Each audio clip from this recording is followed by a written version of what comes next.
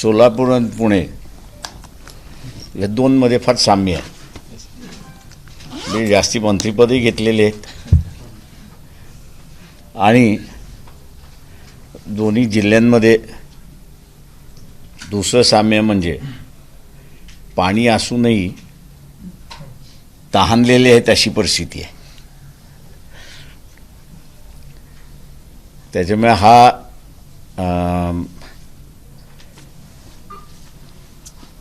Area जो आहे पश्चिम महाराष्ट्राचा जो आहे याचं ब्रिटिशाच्या काळी जे नियोजन झालं ते झालं. यशवंतराव चव्हाण यांच्या कालावधीमध्ये जे नियोजन जे झालं ते झालं. त्याच्यानंतर असं नियोजनच झालं नाही अशी असणारी परिस्थिती आहे.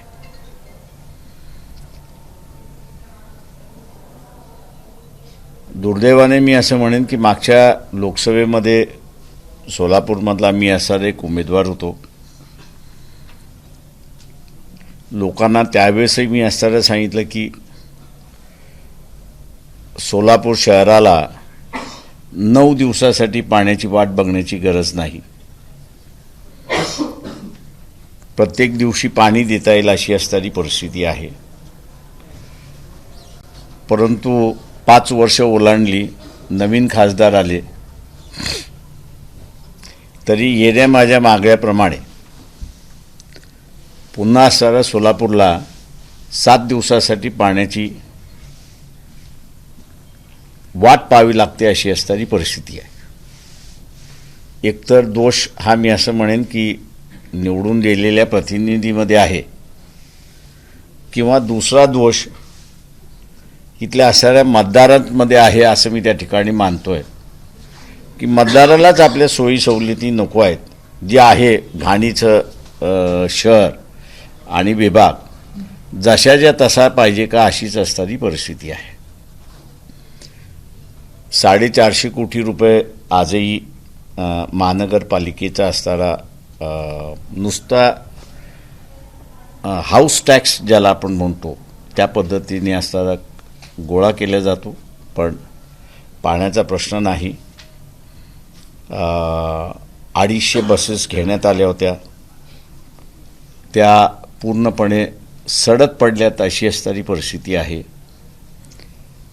एकंदरीत या शहराचं असणारा दुर्लक्षित आहे हे आम्हाला त्या ठिकाणी दिसतंय. तेव्हा पुन्हा मी असणारा सोलापूरच्या नागरिकांना असणारं आवाहन करणार आहे की आपण वंचित बहुजन आघाडीचं गॅस सिलेंडर हे स्वीकारावं आणि या जिल्ह्यातला बदलाला असणारं सुरुवात होईल एवढं आश्वासन मी आपल्याला या ठिकाणी असणारं देतो. दुसरा सगळ्यात महत्त्वाचा भाग जो आहे तो आपण बघत असाल की सोलापूर त्याच्याशी संबंधित आहे म्हणून मी असं त्या ठिकाणी मांडतोय. लातूर उस्मानाबाद हाही त्याच्याशी संबंधित आहे म्हणून असं या ठिकाणी मानतोय. आलमाटी हे आपण 110 फुटावरती भरू देत नाही अशी असणारी परिस्थिती आहे. ते 80-90 पर्यंतच ठेवा म्हणून असणारा कर्नाटक सरकारला आपली असणारी विनंती असते. हे बरोबर आहे की 110 फूट असणारं आलमाटी धरण जर भरलं तर सांगली शहर जे आहे हे पूर्णपणे पाण्यामध्ये बुडेल अशी असणारी परिस्थिती आहे. कारण त्याचं बॅकवॉटर कोणी त्यावेळेस कॅल्क्युलेट करत असताना मी असं व्यवस्थित कॅल्क्युलेट केलं असं मी त्या ठिकाणी मानणार नाही. पण तो सांगली शहर हे असणारं पाण्यामध्ये जातं. आणि आपण असं बघत असाल की जो फुगवटा आहे पूर्णपणे तो दूधगंगा वैनगंगा ह्यालाही त्या ठिकाणी येतो अशी असणारी परिस्थिती आहे. याचाच अर्थ हे सगळं जे खोरं आहे हे गोदावरीचं खोरं म्हणून असणारं ओळखलं जातं. आता हे गोदावरीचं खोऱ्यामध्ये सोर्स जो आहे तो सगळा ईस्ट वेस्ट आपण असं जर म्हटलं तर वेस्टकडून पाणी ईस्टकडे जाते अशी असणारी परिस्थिती आहे. आणि ईस्ट पाणी घ्यायचं थांबलं तर पूर्णपणे वेस्ट हे पाण्याखाली होऊन जातं अशी असणारी परिस्थिती आहे. याचाच अर्थ सोलापूरमधला, सांगलीमधला आणि त्याच्याचबरोबर असणारा उस्मानाबादकडचा हा जो दुष्काळी भाग जो आहे, याकडे पाणी वळवण्यासाठी फार मोठ्या प्रमाणाची सोय आहे आणि त्याचं नियोजन करण्याची गरज आहे. गेले मागच्या निवडणुकीमध्ये सुद्धा मी असणारं हे सर्व मांडलं होतं, पण त्याकडे असणारं पुन्हा दुर्लक्षित करण्यात आलेलं आहे. म्हणून मलाच असणारं शंका यायला लागलेली आहे की इथल्या मतदाराला दुष्काळामध्ये आणि बिना पाण्यापासून राहायचं आहे का, हा एक सारखा प्रश्न हा माझ्या मनामध्ये त्या ठिकाणी येतो अशी असणारी परिस्थिती आहे.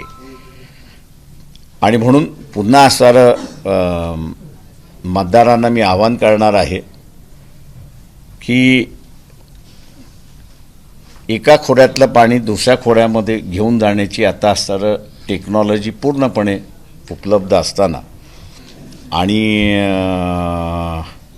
पावसाच्या फुगवट्यामुळे पावसाचं नुकसान हे खालच्या बाजूला सुद्धा होतं आहे, म्हणजे ईस्टर्न बाजूला सुद्धा होतं आहे.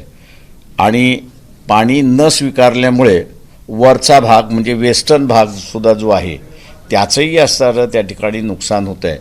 याचं कुठेतरी नियोजनाचा अभाव आहे असं मी त्या ठिकाणी मानतो आहे. आणि वंचित बहुजन आघाडी या प्रश्नाशी संबंधित असल्यामुळे अत्यंत चांगल्या रीतीने असणारं येणाऱ्या 5 वर्षामध्ये सोडू शकते.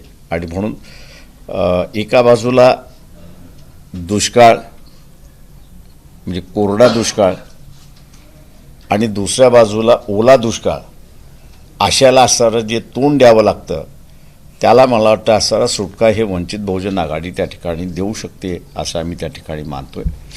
आणि पश्चिम महाराष्ट्रातला पाण्याचा प्रश्न जर आपण सोडवला तर मी असणारा मानतोय की लाडकी बहीणसारखी योजना आखण्याची गरज पडणार नाही. कारण का पाणी आल्यानंतर जी काही शेतीला नवीन उपजाव येईल त्यातून शेतकऱ्यालाच स्वतःच्या हातामध्ये म्हणजे कुटुंबालाच स्वतःच्या हातामध्ये निधी यायचा भाग होईल असं मी त्या ठिकाणी मानतोय. विधानसभेची ही जी निवडणूक आहे हे मी असारा मानतोय की कायदा आणि सुव्यवस्था एका बाजूला,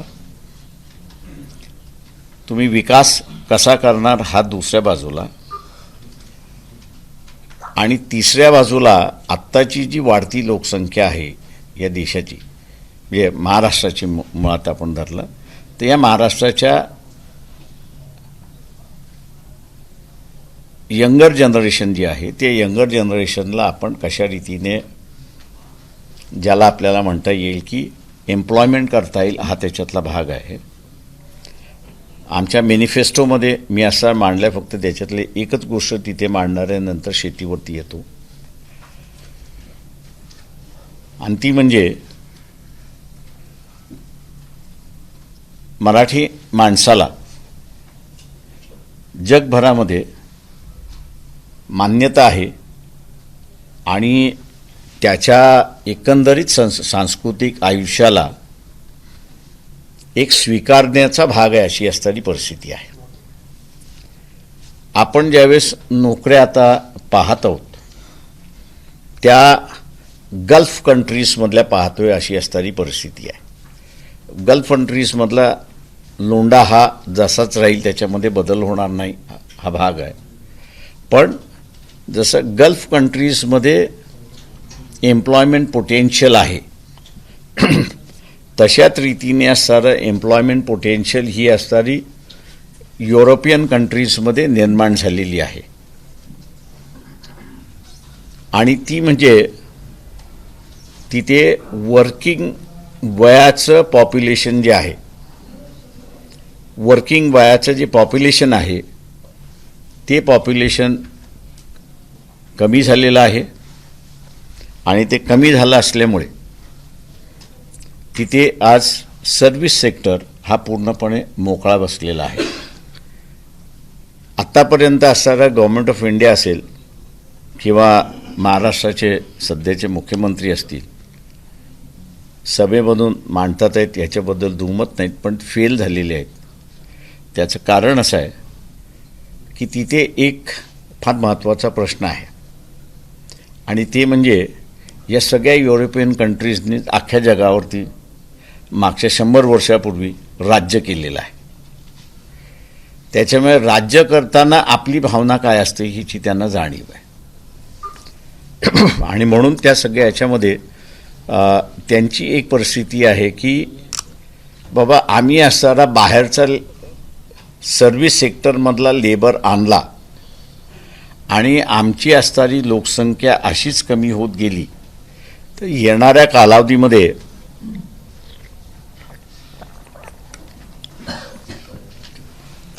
कालावधीमध्ये ज्याला इंग्रजीमध्ये इमिग्रंट्स म्हणतात, याचं राज्य होईल आणि आम्ही त्यांचे गुलाम होऊ अशी असणारी एक भीती आहे असं मी त्या ठिकाणी मानतोय. त्या प्रश्नावरती युनायटेड नेशनच्या संघटनांमध्ये काम केले असल्यामुळे मला त्याची जाणीव आहे, बारकावे आहेत. एकच उदाहरण देईन की जर्मनीसारखं राज्य याच्याबरोबर जर आपला असणारा करारनामा झाला आणि त्यांना आपण असणारा आश्वासित घेतलं की आम्ही पाठवणारा हा जो लेबर आहे हा 10 वर्षासाठीच आम्ही पाठवून 10 वर्षांनंतर त्याला असणारा परत घेऊ, तर मी असं म्हणेन की राजी खुशीने हसत त्यांना लागणारा सर्व्हिस सेक्टरमधला म्हणजे डॉक्टर्स आहेत, इंजिनियर्स आहेत, अमुक आहेत, वेगवेगळ्या सेक्टर्समधली जे आहेत आणि जे स्किल आपल्याकडे उपलब्ध आहे ते सहजपणे तिथे असणारा स्वीकारतील आणि एक अनएम्प्लॉयमेंटचा इश्यू जो आहे तो फार मोठ्या प्रमाणात आपल्याला या ठिकाणी करता येईल. मी असं मानतोय की हा एक अनएक्सप्लोर्ड एरिया आहे की जो आम्ही असणारा लोकांसमोर त्या ठिकाणी मांडलेला आहे. मी सोलापूरपासून हे सुरुवात करतो याचं कारण की सोलापूर हे एक टेक्स्टाईल हब आहे अशी असणारी परिस्थिती आहे. जगातून भारताबरोबर असणारं कॉटनच्या संदर्भातला व्यवहार करायचा असेल तर त्याचं पहिल्यांदा असणारं सोलापूर हे असणारं डोक्यात येतं. त्याच्यानंतर मग कोइंबतूर येतं.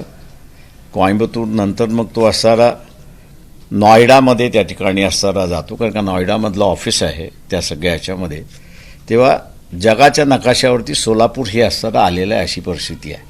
परंतु या सोलापूर शहरामध्ये टेक्स्टाईल कमिशनचं जे एक ऑफिस असलं पाहिजे आणि इम्पोर्ट एक्सपोर्टचं जे असणारं ऑफिस असलं पाहिजे.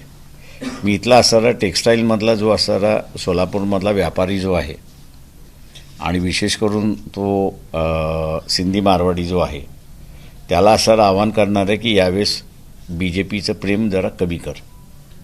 धंदा वाढवायचा असेल आणि व्यापार वाढवायचा असेल तर BJPवरचं असणारं प्रेम कमी करून त्यांनी असणारं वंचित बहुजन आघाडीला यावेळेस जर मदत केली की तर माझं मागच्याच्या ह्याच्यामध्ये फार मोठ्या प्रमाणात त्या सगळ्या वर्गाशी डिस्कस झालं होतं.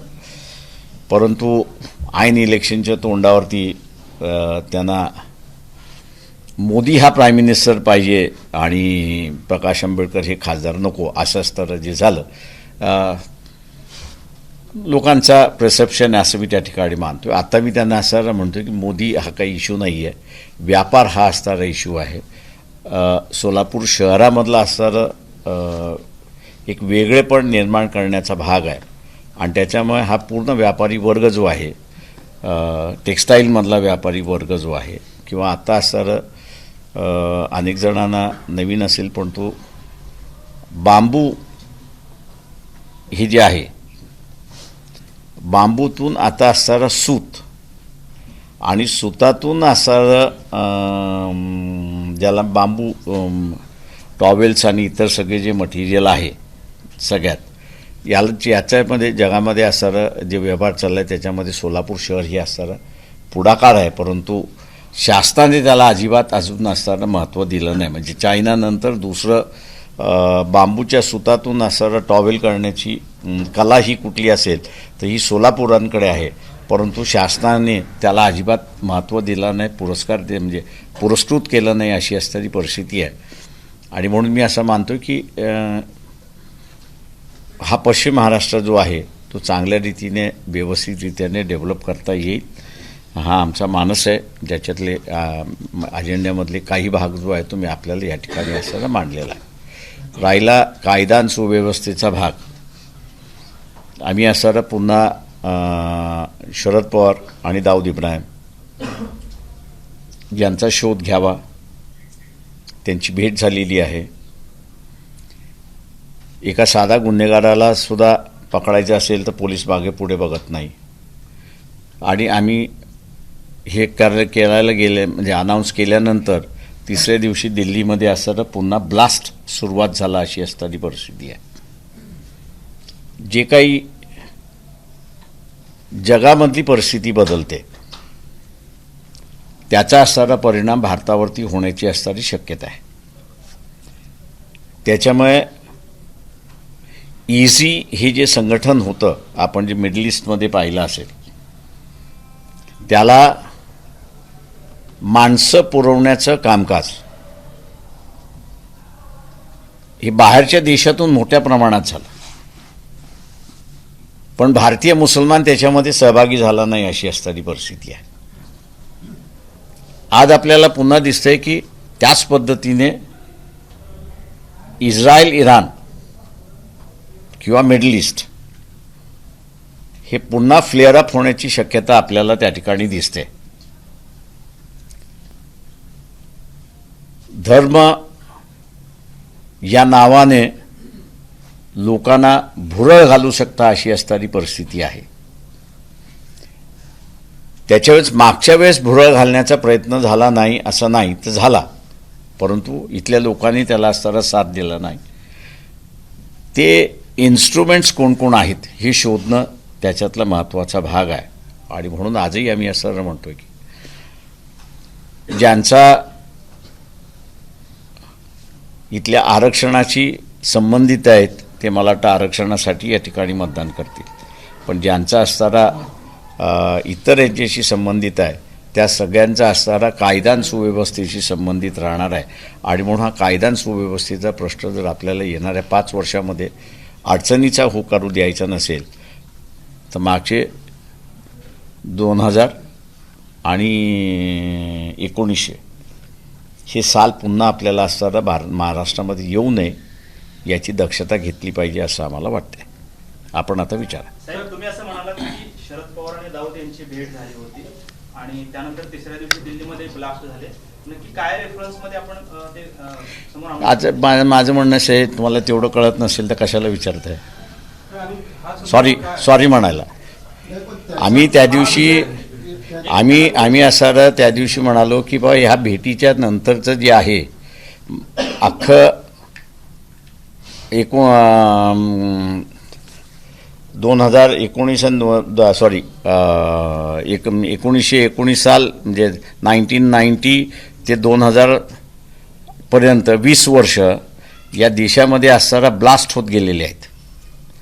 20 वर्षाच्या कालावधीमध्ये अनेक ठिकाणी ब्लास्ट झाले. तुमच्या बाजूला हैदराबादला सुद्धा ब्लास्ट झालेले आहेत. आणि त्याच्यामुळे असणारं त्या भेटीनंतरचे ब्लास्ट आहेत त्याचा काही संबंध आहे का हे बघितलं पाहिजे. आणि आताही आम्ही असणारं त्याचं तेच म्हणतोय की जी दिसणारी परिस्थिती आहे, मी राजकारण नुसतं असणारं लोकांच्या इश्यूवरती करत नाही, पण उद्याची निर्माण होणारी जी परिस्थिती आहे तेही आम्ही असणारं पाहतोय. आणि कायदा आणि सुव्यवस्था ही परिस्थिती जर बिघडवायची नसेल तर तुम्हाला ह्या गोष्टी लक्षात घेतल्या पाहिजे आणि दक्षताही त्या ठिकाणी घेतल्या पाहिजेत. पण बाळासाहेब, तुमच्या या आरोपानंतर प्रदेशाध्यक्षांनी राष्ट्रवादीच्या तुमचे आणि फडणवीसचे संबंध आहेत आणि त्यांच्या सांगण्यावरून तुम्ही आरोप करता. माझे संबंध सगळ्यांशी आहेत. म्हणजे दुर्दैव असं मी म्हणेन की NCPने जयंत पाटील मागच्या लोकसभेमध्ये माझ्याकडे 3 दिवस येऊन बसले होते आणि काही करा आणि सुप्रिया सुळे यांना सर तुम्ही पाठिंबा द्या, त्या ह्याच्यामध्ये आम्ही दिला त्या सगळ्या ह्याच्यामध्ये. आता त्यांचे आणि माझे संबंध बिघडलेत का किंवा माझे संबंध नव्हते का? राजकीय संबंध सगळ्यांशीच असतात. तेव्हा राजकीय संबंध आहेत म्हटल्यानंतर तुम्ही एकमेकांकडे जात नाही का? असं नाही अजिबात. मी ते राजकारण कधीच, मी उलट कालच्या याच्यामध्ये माझी तब्येत पाहायला, आणि हे मी नेहमीच पाळत आलेलो आहे की राजकीय नेता आपला विरोधक असेल किंवा आपला फॉर असेल, त्याच्यावरती काही संकट आलं असेल, आपण त्याच्या बाजूने उभं राहिलं पाहिजे, त्याला बघायला गेलं पाहिजे. मी आजही स्तुती करतो की अजित पवार मला बघायला आले, काल असताना एकनाथ शिंदेसुद्धा असताना आले. हे गुडविल गेस्चर जोपर्यंत राजकारणामधलं राहत नाही तोपर्यंत तुम्हाला राज्य चालवता येत नाही, हे लक्षात घ्या. त्याच्यामुळे कोणाने कोणाशी तरी संबंध आहेत आणि म्हणून असणारे हे आरोप झाले, त्याच्यापेक्षा जे आहेत फॅक्ट, आजही मी असणारं जयंत पाटील यांना असणारं विचारतोय, हे तुमचे संबंध आहेत की नाही याचा खुलासा पहिल्यांदा करा. आपल्याकडे काय हे आहेत का साहेब की आपल्याकडे तुम्ही 30 वर्षानंतर ह्या जो रेफरन्स देत आहे शरद पवार आणि दाऊदच्या भेटीचे, काय प्रयोजन काय नेमकं? मी तुम्हाला आत्ताच सांगितलं की 1990ची जी परिस्थिती आहे ती परिस्थिती पुन्हा आम्हाला दिसते. ते आम्हाला तर दाऊदचे तुम्हाला ती दिसणार नाही आहे. तुम्हाला असं दिसणार नाही आहे ती. याचं कारण असं आहे की तुम्ही तिथे बघायलाच तयार नाही. तुम्ही जात आणि धर्म याच्या बाहेर यायला तयार नाही आहे. देशाच्या सिक्युरिटीचा इश्यू तुमच्या कधीच अजेंड्यावरती राहिलेला नाही, आणि ज्याच्यामुळे ज्याचा देशाच्या सिक्युरिटीचा इश्यू हा नसेल तर त्यांनी असताना सांगावं. तुम्हाला असताना पुन्हा सांगतो की सुहास कुलकर्णीने घेतलेली माझी मुलाखत आणि त्यांनी केलेल्या याच्यामध्ये मी त्यांना असा पुरावा दिलेला आहे की वोरा कमिटी स्थापन झाली होती. त्या वोरा कमिटीची माहिती तुमच्या सोलापूरकराकडेच आहे. पण एवढं आहे की तुमची हिंमत आहे का? पत्रकार म्हणून हिंमत आहे का? सुशील कुमार शिंदे गृहमंत्री होते. तुम्हाला नसेल, माझ्या मार्फत त्यांना असं विचारा की वोरा कमिटीच्या रिपोर्टचे ॲनेक्शर्स हे सदनामध्ये का ठेवण्यात आले नाहीत? सुशील कुमार शिंदेंना विचारा. आणि तुम्ही भीत असाल तर म्हणा प्रकाशराव आंबेडकरांनी हे आम्हाला विचारायला सांगितलेलं तुम्हाला. मी बाबासाहेबांचा नातू आहे, त्याच्यामुळे कुठे लाईन ड्रॉ करतात हे बाबासाहेबांनीच आम्हाला सांगितलेलं आहे की समाज आणि देश याचे ज्यावेळेस प्रश्न येतात तेव्हा समाज सोडायचा असतो आणि देशाचं संरक्षण करावं लागतं. आणि आजची गरज ही आहे की देशाचं संरक्षण करण्याची गरज आहे असं मी त्या ठिकाणी मानतोय. बाळासाहेब, प्रदेशाध्यक्ष काँग्रेसचे म्हणतात की बाबा आमची सत्ता आली तर आम्ही RSSवर बंदी घालू. त्याच दरम्यान उलेमाच्या बोर्डाने 17 नियमाचे अटी घालून महाविकास आघाडीच्या तिन्ही नेत्यांना पत्र दिले की बाबा आमच्या अटी मान्य असेल तर आम्ही खुलेआम तुमच्याबरोबर समझोता करू आणि मतदान करायला भाग पाडू. याचा अर्थ असा की 75 वर्षामध्ये पहिल्यांदाच इतकी राजकीय प्रगल्भता मुस्लिमामध्ये आली का? त्यांचा स्क्रिप्ट लिहिणारा आणखी वेगळा कोणी आहे? ते मुसलमानांमध्ये प्रगल्भता आली का हा याचा इश्यू मी करणार नाही. कुठल्याही संघटनेवरती बॅन करायचं असेल तर मी एवढंच म्हणणार आहे की त्या उलेमा संघटनाने त्यांच्याकडे जेवढी माहिती आहे ती सगळी माहिती पहिल्यांदा पब्लिक ह्याच्यामध्ये आणावी, डोमेनमध्ये आणावी. एक भाग. दुसरा भाग, ते असणारं हे कबूल करणार आहेत का की त्यांनी ज्या आघाडीच्या पाठिंबा देतात आहेत त्या आघाडीकडे त्यांनी असणारं 44 जागेंची मागणी केली होती. आणि आज आपल्याला असं दिसतंय त्या 44 जागेंपैकी डबल डिजिटमध्ये सुद्धा आकडा म्हणजे मुसलमानांना प्रतिनिधित्व मिळालेलं नाही. त्याच्यामुळे हे जे उलेमा आहेत, या उलेमांचं राजकारण किंवा त्यांचा असणारा दबाव आपल्या समाजाला किंवा मुस्लिम समाजाला, मी मुस्लिम समाजापुरतंच मर्यादित राहतो, मुस्लिम समाजाला प्रतिनिधित्व मिळावं, काँग्रेसकडून, NCPकडून आणि उद्धव ठाकरे यांच्याकडून त्यांची ताकद कमी पडली आहे का हे त्यांनी असणारा खुलासा करावा. हा पहिला भाग. दुसरा भाग, 32 ठिकाणी, कदाचित माझा थोडा अपडेट कमी असेल त्या सगळ्या ह्याच्यामध्ये, पण 32 ठिकाणी एकनाथ शिंदे वर्सेस उद्धव ठाकरे किंवा उद्धव ठाकरे वर्सेस एकनाथ शिंदे असा असणारा सामना आहे. एकनाथ शिंदे हे BJP बरोबर गेलेत अशी असणारी परिस्थिती आहे आणि त्याच्यामुळे मुसलमान हा असणारा एकनाथ शिंदेला मतदान करू शकणार नाही. दुसऱ्या बाजूला काँग्रेस याचा सिम्बॉल नसल्यामुळे काँग्रेसचाच प्रश्न त्या ठिकाणी उपस्थित राहत नाही. या सगळ्या 32 ठिकाणी वंचित बहुजन आघाडीचे उमेदवार आहेत. मागच्या 5 वर्षामध्ये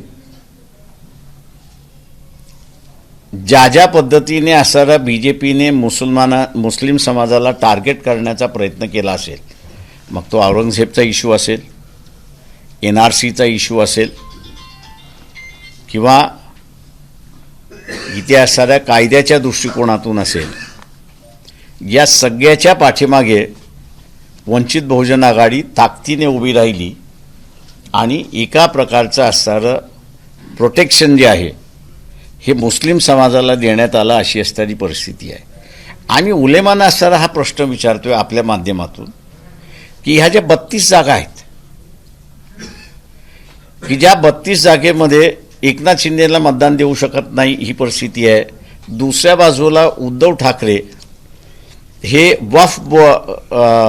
वफ प्रॉपर्टीच्या संदर्भातलं जे बिल आलं त्यावेळेस ते असणारं वॉकआउट होऊन झाले. म्हणजे कुठेतरी आम्ही त्यावेळेस असणारं शंका व्यक्त केली होती की पाणी कुठेतरी मुरतंय काय, अशा असणाऱ्या परिस्थितीमध्ये या उलेमाना आम्ही असणारा विचारतो, या 32 ठिकाणच्या मतदारसंघामध्ये तुम्ही मुस्लिम समाजाला सांगणार आहात का की वंचित बहुजन आघाडीने मागच्या 5 वर्षामध्ये आपल्या पाठीमागे उभी राहिली आणि म्हणून आता वंचित बहुजन आघाडीला आपला पाठिंबा आहे असं उलेमा जाहीर करणार आहेत का? हा माझा त्यांना सवाल आहे. साहेब, त्या मागण्यांमध्ये मुसलमानांच्या आरक्षणासंदर्भात देखील बोललेलं आहे. 10% आरक्षण मुसलमानांना दिलं पाहिजे अशा पद्धतीची मागणी केली आहे. पण अमित शहा असं म्हणतायत जोपर्यंत भाजप आहे तोपर्यंत मुसलमानांना कदापि आरक्षण दिलं जाणार नाही. माझं म्हणणं आहे मुसलमानांनी हे चॅलेंज त्या ठिकाणी एक्सेप्ट करावं. मुसलमानांना 5% आरक्षण जे देण्यात आलं होतं शिक्षण क्षेत्रामधलं, त्याचं हायकोर्टाने सुद्धा मान्यता दिली आणि सुप्रीम कोर्टाने सुद्धा त्याच्यातली असणारं मान्यता दिली. वंचित बहुजन आघाडीच्या पाठीमागे असणारं मुस्लिम समाजाने उभं राहावं, मुस्लिम समाजाने उभं राहावं. आम्ही सत्तेत आलो तर अमित शहाला फेल केल्याशिवाय राहणार नाही हे लक्षात घ्या. तेव्हा अमित शहाला फेल करण्यासाठी मुसलमानांनी आम्हाला मतदान द्यावं हे आम्ही त्यांना आवाहन करतो. साहेब, निवडणुका आल्या की रिपाई इतक्याची चर्चा होते. रामदास आठवले म्हणतात की थँक्यू, जाऊ द्या, सोडू द्या. आरक्षणाच्या मुद्द्यावर हक्के आणि जरांगे हे समोरासमोर असताना ओबीसी फॅक्टर हा लोकसभेला जसा एक कल्ली गेल्यासारखा दिसला, तो आताच्या पोझिशन मध्ये तसा दिसत नाही. नाही, माझं नाही, तुमचं थोडं रीडिंग चुकतंय असं म्हणजे तुमच्या माझ्यामध्ये रीडिंगमध्ये फरक दिसतोय. लोकसभेमध्ये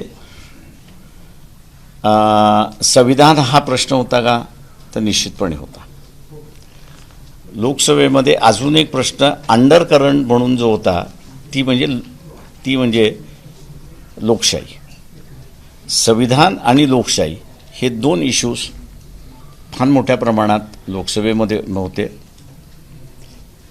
वंचित बहुजन आघाडीने रान पेटवलं होतं अशी असणारी परिस्थिती आहे. आणि म्हणून एका प्रकारचं माहोल देशभर असणारं निर्माण केलं. 400+ हा जो फिगर बी जे पीकडून होत राहिला त्याच्यातून लोकांचं भावना घट्ट व्हायला लागल्या की हे संविधान बदलणार अशी असणारी परिस्थिती आहे. त्याच्यामुळे संविधानवादी आणि लोकशाहीवादी या फोर्सेस एकत्र आल्या आणि त्यांनी बी जे पीला हरवता थांबवलं असं मी त्या ठिकाणी मानणार आहे. एक भाग. आत्ताची जी निवडणूक आहे ती आरक्षणाची निवडणूक आहे ही आपण लक्षात घ्या. इथे 2 आरक्षण अडकलेत अशी असणारी परिस्थिती आहे. एक आरक्षण ओबीसीचं आरक्षण आहे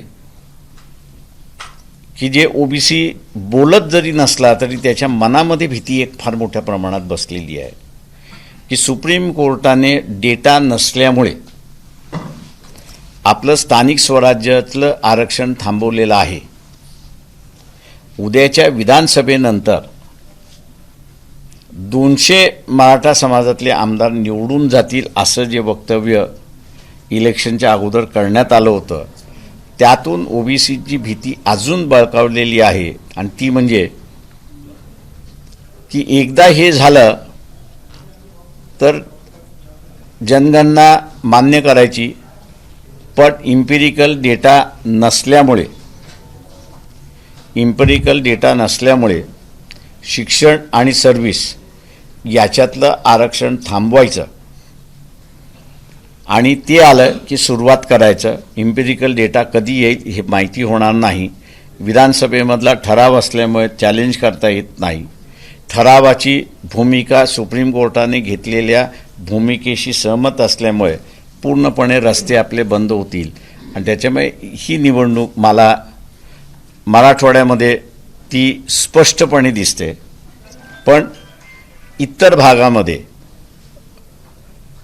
ती लोकांच्या मनामध्ये आहे आणि ते म्हणजे की आपण आपल्याच माणसाला मतदान करायचं. म्हणजे मराठ्याने मराठा समाजाला मतदान करायचं आणि ओबीसी असं म्हणतोय की मी जो आरक्षणवादी आहे त्यालाच मतदान या ठिकाणी करणार आहे. त्याच्यामुळे ही एक डिवाइड आहे अशी असणारी परिस्थिती आहे.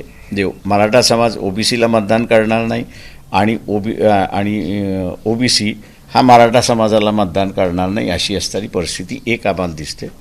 दुसरं जे आहे जे सुप्रीम कोर्टाने क्रीमी लेअर आणि वर्गीकरणाचा मुद्दा उपस्थित केला हे मला मान्य आहे की पहिल्यांदा मातंग समाजाने ही मागणी लावून धरली होती.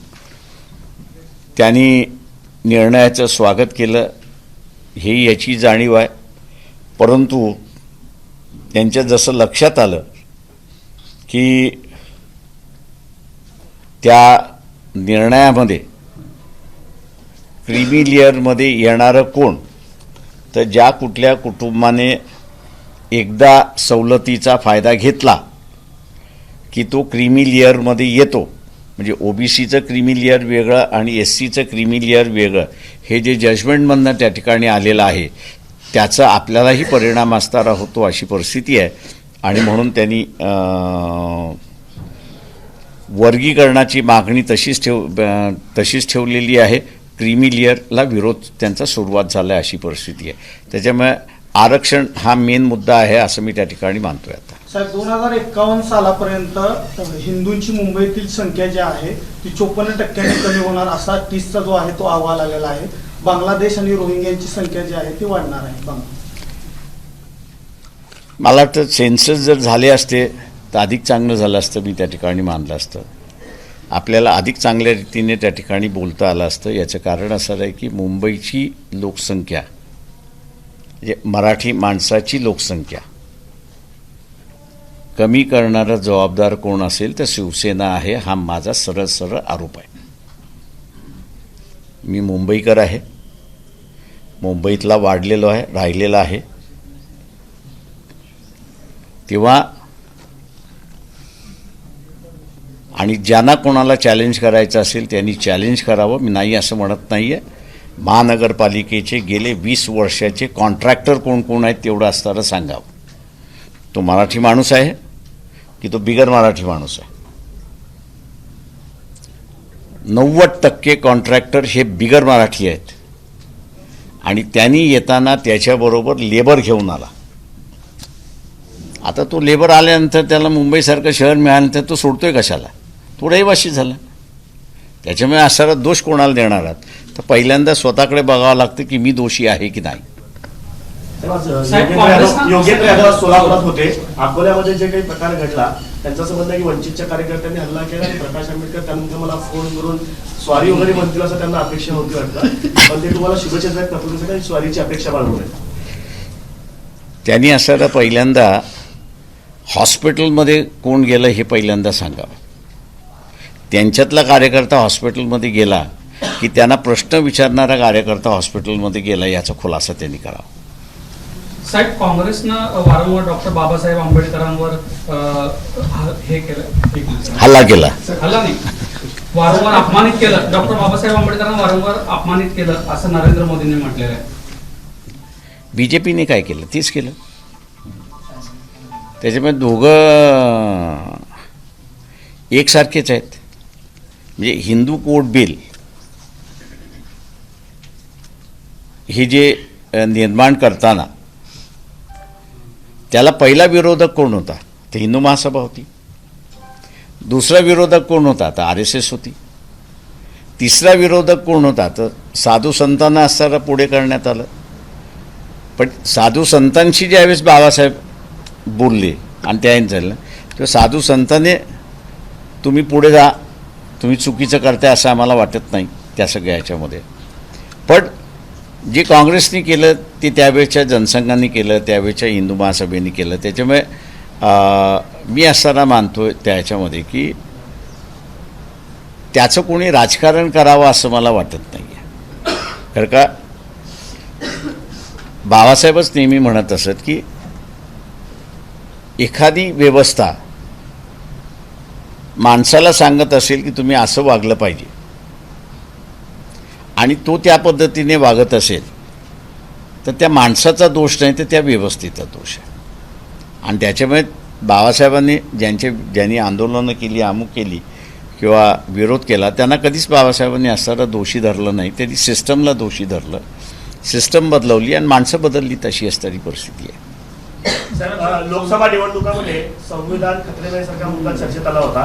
मात्र या निवडणुकीत भाजपने एक मुद्दा आणलाय, संविधानाच्या प्रतीच्या कलरचा मुद्दा भारत लाल रंगाचा आहे, त्याच्यावर अर्बन नक्षलवादापर्यंत थेट मुद्दे जोडले जात आहेत. फडणवीस थेट म्हणतात की संविधानाचा अपमान करताय काँग्रेसवाले आणि विशेष करून राहुल गांधी. लाल संविधान जे काही पार्लमेंटमध्ये संविधान ज्याच्यावरती सगळ्यांच्या सह्या आहेत, देवेंद्र फडणवीसना माझं चॅलेंज आहे, त्याचा कलर काय आहे तो त्यांनी फक्त सांगावा. उरलेलं जाऊ द्या, त्याचा कलर काय आहे तेवढा फक्त त्यांनी असताना सांगावं. आणि दुसरं, राहुल गांधी जे लाल संविधान घेऊन फिरतात आहेत ते भारतीय जनता पक्षाच्या सरकारनेच पब्लिश केलेलं आहे.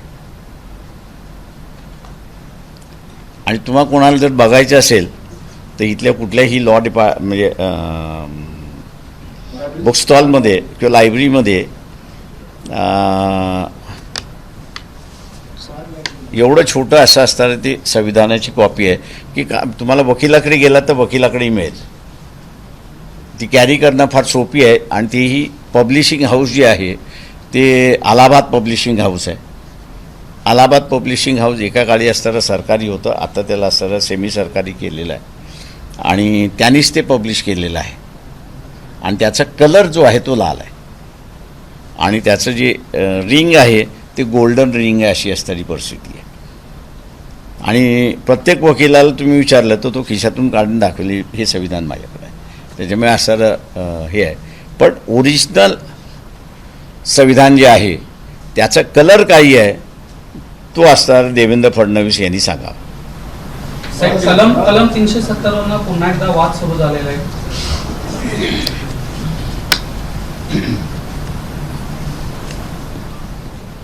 माझं म्हणणं असं आहे त्याच्यामध्ये उद्याची कॉन्स्टिट्यूंट असेंब्ली JNK यांनी रिकास्ट केली तर त्याचे कॉन्सिक्वेन्सेस काय हे बघणं त्याच्यातलं महत्त्वाचं आहे. त्याच्यामुळे जे गोडी गुलामीने केलं पाहिजे होतं ते गोडी गुलामीने न करता पक्ष आवेशाने केलेलं आहे. ते कदाचित देशाला हानिकारक होईल असं मी त्या ठिकाणी मानतोय. म्हणून मी मगाशी जे म्हणालो की 1990 आणि 200 हे पुन्हा देशामध्ये रिव्हिजिट होतंय का याची असणारी परिस्थिती आहे. साहेब, काही दिवसापूर्वी सदाभाऊ खोतांनी शरद पवारांच्या थँक्यू मी काहीच बोलत नाही. प्रश्न असा की 2 वर्ष सलग हरियाणामध्ये जाटने आंदोलन केलं. आंदोलनानंतर त्यांच्या आशा होत्या की सत्ता आम्ही घेऊ, पण सत्ता ही पूर्णपणे भाजपानेच जिंकली. जमीनदाराकडे काहीच नाही. तसाच काही प्रकार महाराष्ट्रामध्ये होण्याची दाट शक्यता आहे असं भाजपाच्या नेत्याकडून बोललं जातं. म्हणजे नेमकं काय कशाच्या आधारावर बोलता येते ते मला माहिती, त्यांनाच विचारलेलं बरं आहे. चला थँक्यू. साहेब, एक महत्त्वाचा प्रश्न. भारतीय जनता पार्टी इतर पक्षांबरोबर निवडणुकीला सामोरे जाते, काँग्रेस सारखा पक्ष जातोय, मग वंचित बहुजन आघाडी एकला चळवळे का करतोय? लोकसभेत आम्ही असणाऱ्या आदिवासींबरोबर आहोत. तुम्ही त्यांना असं मानायलाच तयार नाही. आदिवासी या देशाचे नागरिक आहेत हेच पहिल्यांदा तुम्ही मानायला तयार नाही आहात. आदिवासी इथला असणारा 12% आहे हे तुम्ही मान्य करायला तयार नाही आहात. त्यांचे पक्ष आहेत हेही तुम्ही त्यांचं एक्झिस्टन्स मान्य करायला तयार नाही आहात. त्याच्यामुळे आम्ही असणारा आदिवासी पार्टीबरोबर आहोत याचा कुठेही तुम्हाला उल्लेखही नाही आहे.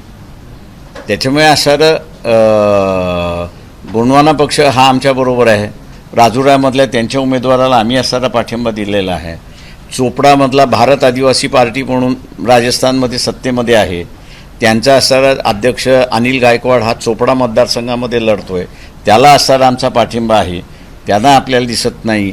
एकलव्य संघटनेमधला असणारा अध्यक्ष अनिल जाधव राऊरी मतदारसंघामधनं असणारा लढतात आहेत. तुम्ही हे मान्यच करायला तयार नाही आहात की हा तुम्हाला मराठीच्या बाहेर तुम्ही बघायलाच तयार नाही आहात. आणि म्हणून आम्ही असं एक नाव दिलेलं आहे त्याला, मराठा खानावळ. त्या मराठा खानावळमध्ये 2 उपरे आहेत. एका बाजूला देवेंद्र उपरा आहे आणि दुसऱ्या बाजूला असणारा उद्धव ठाकरे. दुसरे कोणीच नाही आहेत. त्याच्यामुळे उरलेले जे नाही त्यांचं आम्ही असं वेगळं ताट केलं ते तुम्ही मान्यच करायला तयार नाही. आता OBC वेगवेगळ्या संघटना आमच्याबरोबर, म्हणजे आता हाकेसारखे आहेत ते प्रचाराला लागलेले आहेत. नवनाथ वाघमारे आहेत ते प्रचाराला लागलेले आहेत. हे तुम्ही मान्यच करत नाही आहात. जरांगे पाटलांनी असं सांगितलं होतं की आम्ही उमेदवार उभा करणार, ऐनवेळेस त्यांनी माघार घेतली. काय राजकारण नक्की झालं आपलं काय त्यामध्ये? हे जे 200चा आकडा मी जो म्हणालो, जरांगे पाटलांनी सगळ्यांना उभं केलं आणि शेवटच्या दिवशी म्हणजे विड्रॉलच्या दिवशी विड्रॉ करायला ठेवलं. त्यातून 200 श्रीमंत मराठा कशी निवडून आणायचं ह्याचा खेळ झाला. आणि दुर्दैव मी असं म्हणेन की जरांगे पाटील त्या खेळामध्ये सहभागी झाले आणि रयतेतल्या मराठ्यावरला त्यांनी वाऱ्यावरती सोडलं. किती जागा जिंकल्या होता महाराष्ट्र राज्यात? आज मला तर फार चांगली लोकंसुद्धा म्हणतात की इलेक्शन आमच्या समजण्याच्या बाहेर आहे. तेव्हा आमच्याही हे इलेक्शन समजण्याच्या बाहेर आहे एवढं मी कबूल करतो. चित्र कसं असेल? नाही, मी अजून मी आत्ता नाही, मी असं जे आहे एवढंच सांगेन की 2-3 जिल्ह्यांचे अजून दौरे केले की मी तुम्हाला सांगू शकेन की नेमकं जसं मी म्हटलं की मनामध्ये काय आहे हे जोपर्यंत आपण ओळखत नाही तोपर्यंत सांगता येईल. ABP माझा, उघडा डोळे बघा नीट.